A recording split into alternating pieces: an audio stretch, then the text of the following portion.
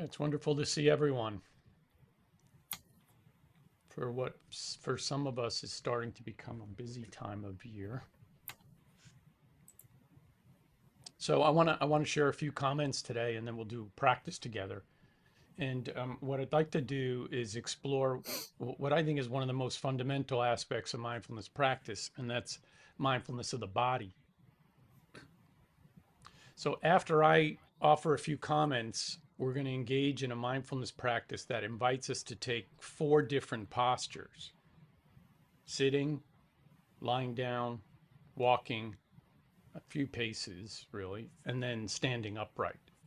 So if you kind of take a moment now to establish a little space around you where you can move right into the meditation practice after the comments rather than kind of trying to figure that out then.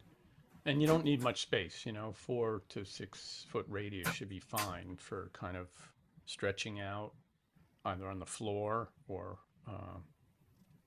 on a couch or bed or whatever, or even in your chair if you want to stretch out that way. And then being able to walk just 4 or 5 paces back and forth for a little bit.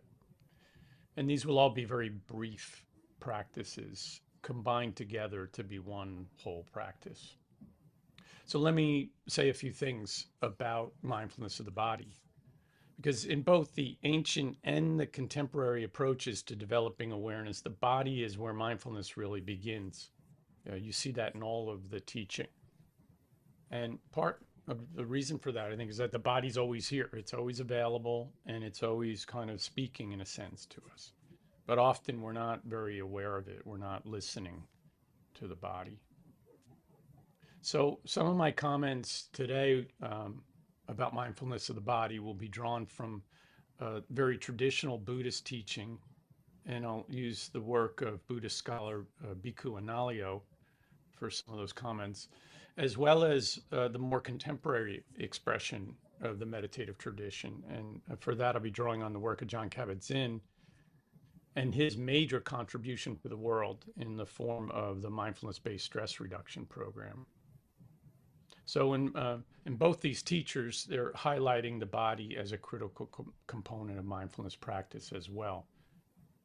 Bhikkhu Analayo once said that the body is the anchor that prevents mindfulness from floating away into abstraction. The body is that anchor. And Jon Kabat-Zinn said that the body is the only place we have to live, which seems obvious, but we forget that. We can only be here and now in this body. So between these two teachers, we find a simple truth. To live fully, we must come home to the body. When we bring attention into the body, we reclaim the present moment just by bringing our attention back to the body. The mind can very easily drift into the past or leap into the future, but the body is always here in this moment. Embodiment becomes a kind of refuge, a steady ground beneath the changing weather of all the thoughts and emotions that seem to be coming in and out and passing through. If you're like me, much of life we're living kind of from the neck up. We're in our head, strategizing, anticipating, rehearsing, worrying, remembering, all of that. And the body just becomes something we kind of manage rather than inhabit and embrace. And there's a lot of good reason for that and the challenges that we have with our bodies. But when we live from this place of being caught up in thinking, we end up in this very kind of narrow state of mind, what's just bumping around in our heads. When we cultivate mindfulness of the body, our state of mind becomes very broad. Even some teachers would say boundless. And an open-minded attitude can emerge just from that awareness of the body. This broadening of awareness allows the mental space for differences to exist side by side.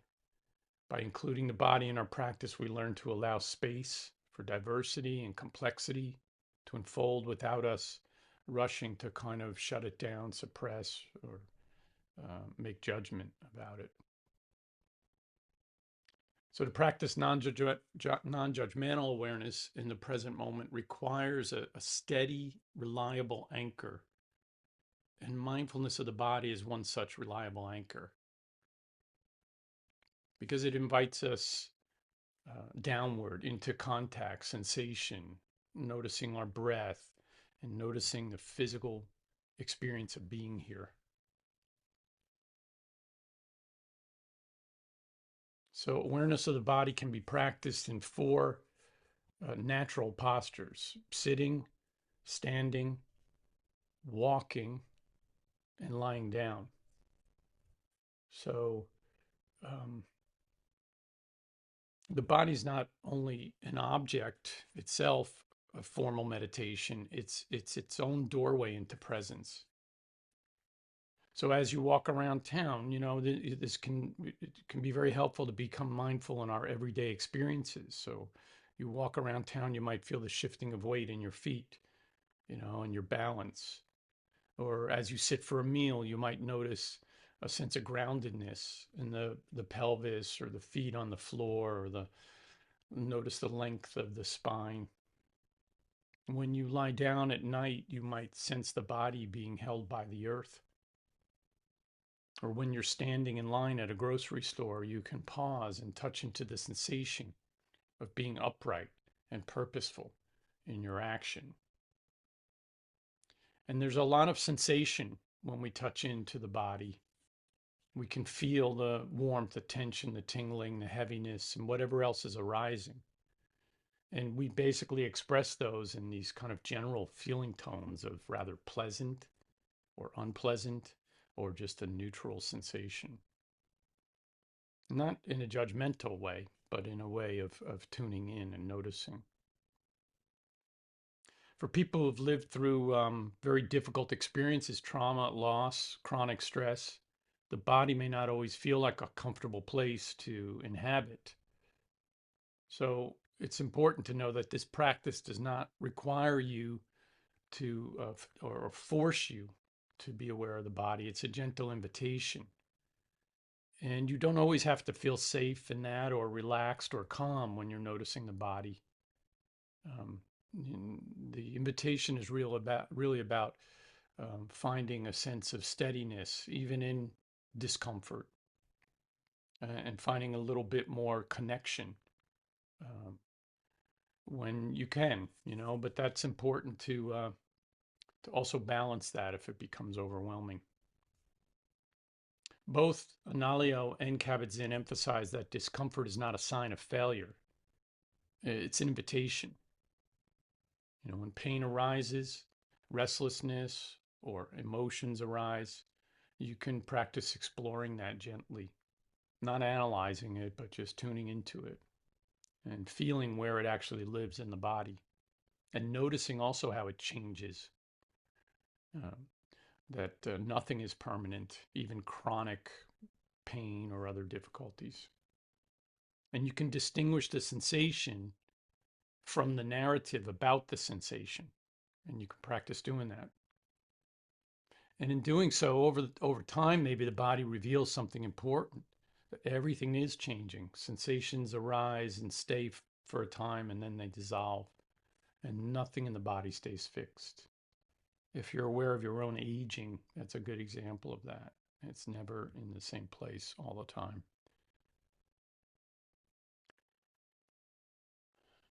So let's take a few minutes to practice mindfulness of the body through these four postures. And I'm going to take us through, and what we'll do is we'll experience each of the four postures for a short period of time, from a few seconds to a few minutes. And so one thing to be aware of is that there can be a lot of movement in this, because we're going to go from one posture to the next, to the next, to the next. So if you can also do so by seeing it as all one practice. It's not like we're just doing walking meditation and then we're doing standing meditation, that they're separate.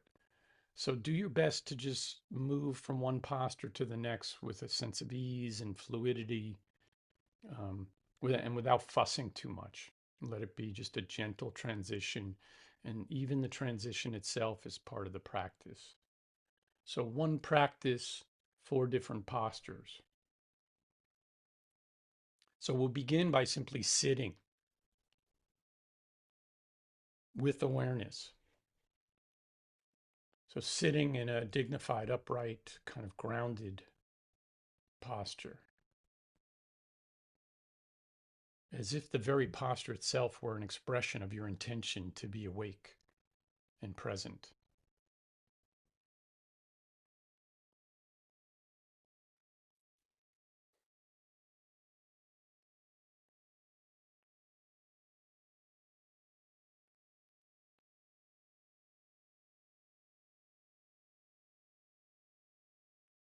And then noticing the breath in the body in this moment.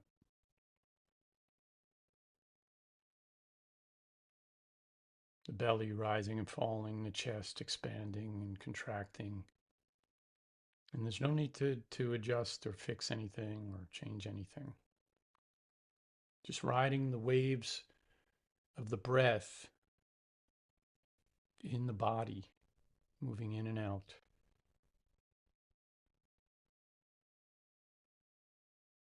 The way you might watch waves on the ocean. And letting your awareness spread gently throughout the body.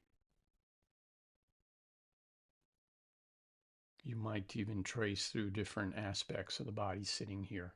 Feet on the floor, noticing the hands, the shoulders, the face, the jaw. And in the support of non-judgmental awareness, maybe without pushing or forcing, just gently inviting a softening in the parts of the body that are reacting.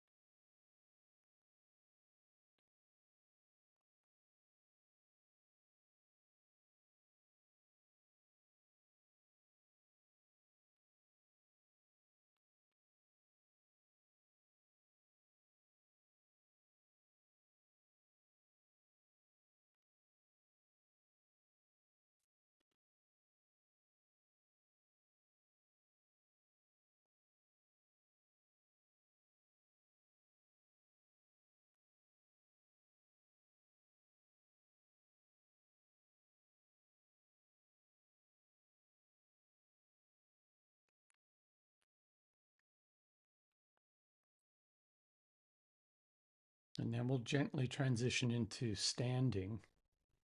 And if standing is a challenge for you, you can adapt that a little bit. You might get a chair in front of you and put your hands on the back of the chair, or lean on a wall, whatever that might allow you to stand for just a few moments. And if that's all too much, then you can remain seated.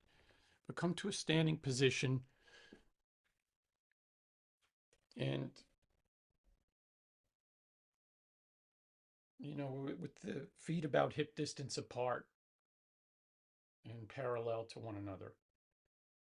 And then just lengthen up through the spine so that you fully take this standing posture.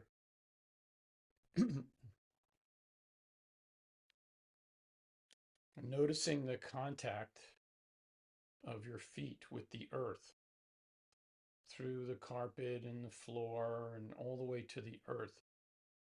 And let the ground rise up to meet you. And noticing the natural alignment in the body, even if you have particular issues with your body.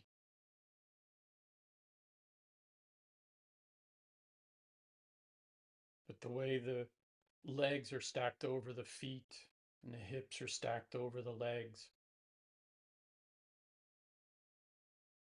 and the natural alignment of the spine as it lifts, and the way the head can balance above the shoulders. And so in the standing posture, it supports the idea that we are awake, that we're alert, that we're present. You know, and it's harder to fall asleep standing than it is sitting or lying down. So this supports this tuning in and presence and awareness. And again, noticing the body standing and breathing.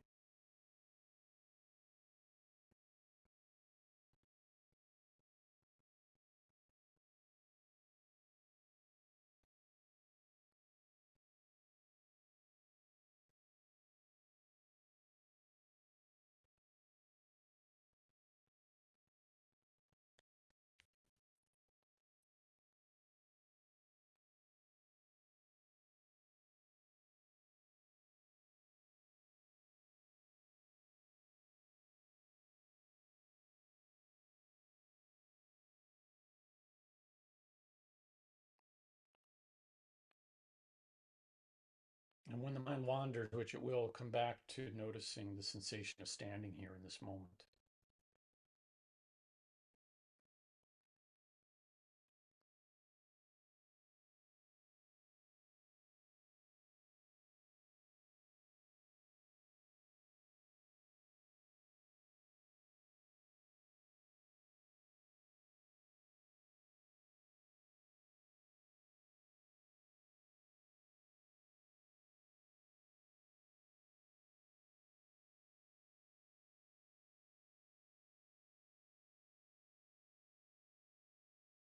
And now we'll practice present moment awareness as we're moving by gently and slowly and naturally beginning to walk. And just pick a short lane, maybe 4 feet or 5 feet, and just walk back and forth. Stay within earshot though, because I'll bring us back to the next posture. And just notice the shifting of weight and the placing of the foot on the floor, heel to the ball of the foot, and the lifting up of the back foot, and anything else you notice about simply walking. And when you become distracted or your mind goes off somewhere else, bring it back to the simple sensation of walking.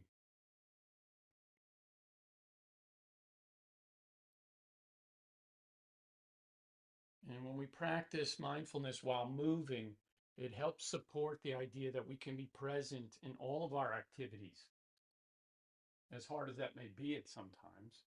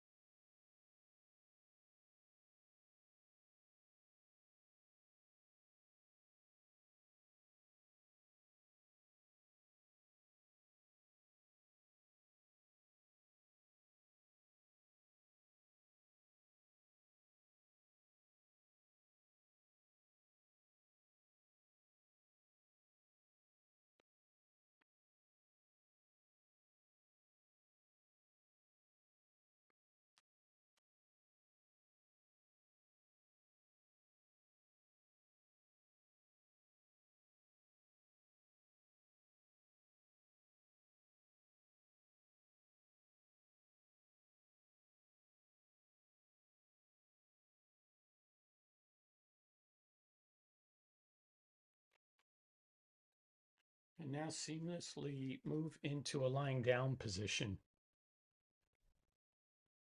And if you don't have space for that, or you're not able to do so with the particulars of your own body at this time, then you could come back to seated and maybe stretch your legs out straight and maybe get a little bit of a reclining posture in the chair. But see if you can find space on the floor or on a couch or bed where you can lie completely flat or mostly flat, and also yielding to gravity more fully. And let the earth just hold you.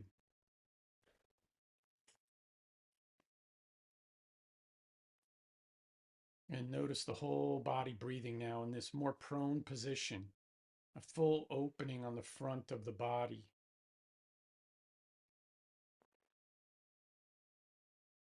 And noticing places of tension, and just see if there's a way, now that you're being fully held, to release some of that tension into the earth by softening.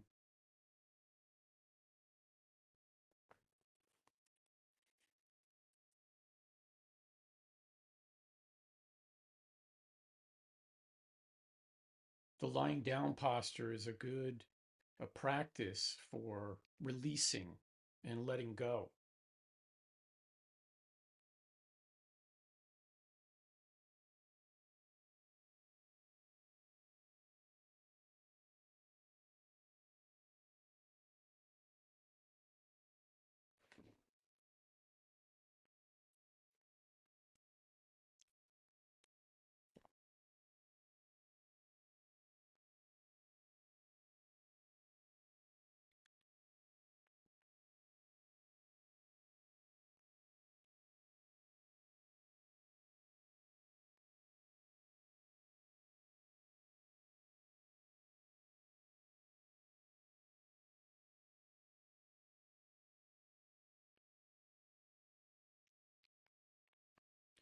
And as we start to bring this meditation to a close, I want to read a poem by Jan Richardson called Blessing the Body.